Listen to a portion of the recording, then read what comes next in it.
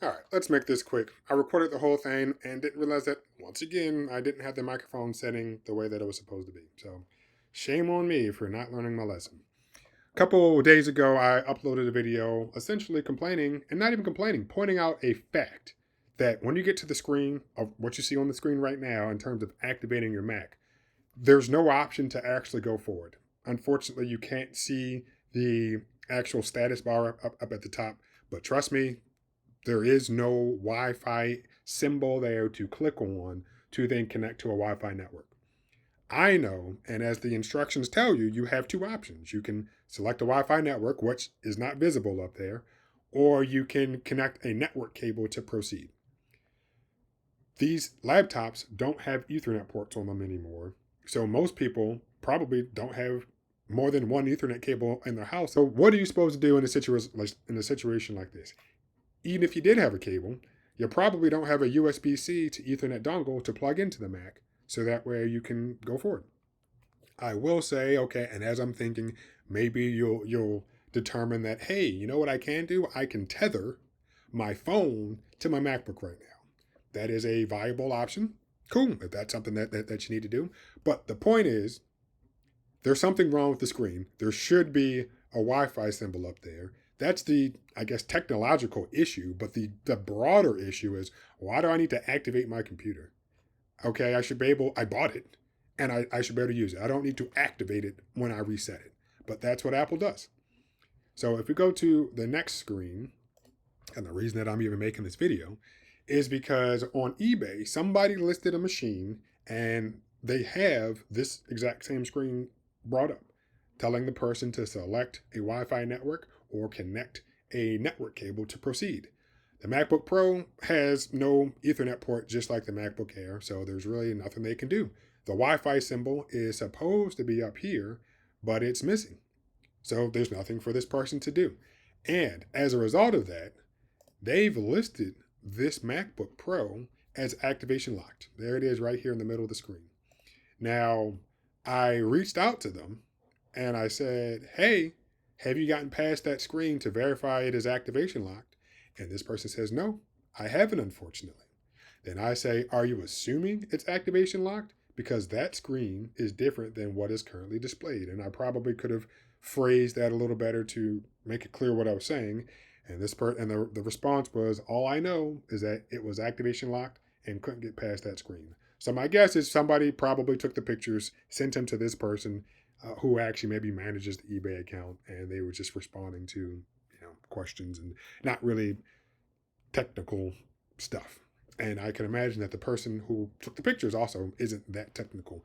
Maybe it is activation locked and they just didn't show the next screen. I don't know.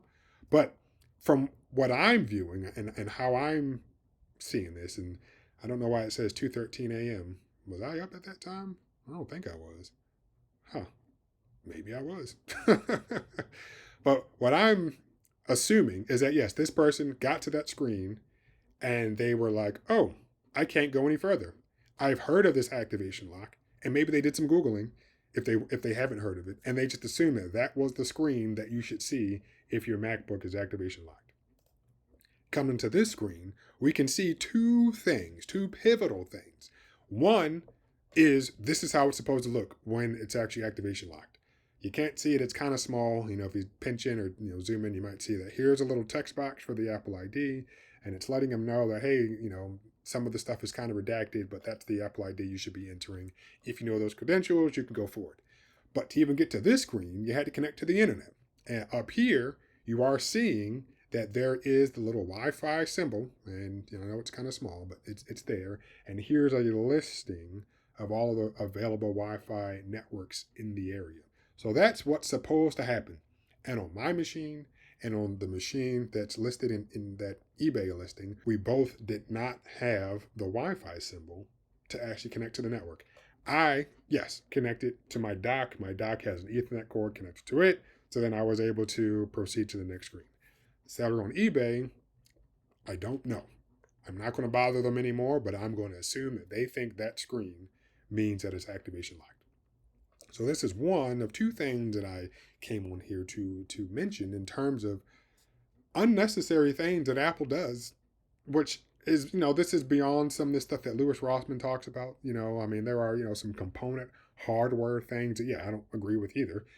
But here are other things I'm just like, well, who benefits from this? Like Apple, by not, by, yeah, who benefits from this? And if my computer is glitching by not showing the Wi-Fi symbol, okay, but, there should be some workaround so that I don't have to have wired Ethernet cables around, because a lot of people don't, or Ethernet dongles more importantly, because more people have Ethernet cables than have Ethernet dongles. I am confident and comfortable saying that. So this is issue number one. Issue number two is I had a Mac Mini, and as you know, the Mac Mini needs a keyboard and mouse to actually use it. It also needs a display of some sort to output the video. Power source comes, but the power source comes with it. So yeah, you need to provide your own keyboard, mouse, and monitor. Technically, I feel like you only really need a keyboard. It sucks to not have a mouse, but you should only really need one input device to actually operate the machine. But what I didn't realize is, and let me come over here and let me play this video.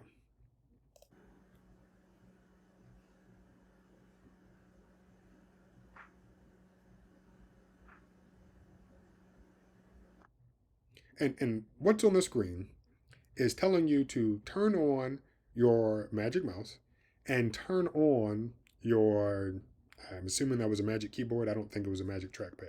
But what I did, like I was doing in the MacBook Air and the screen that these other people have gotten to, they've reset the Mac.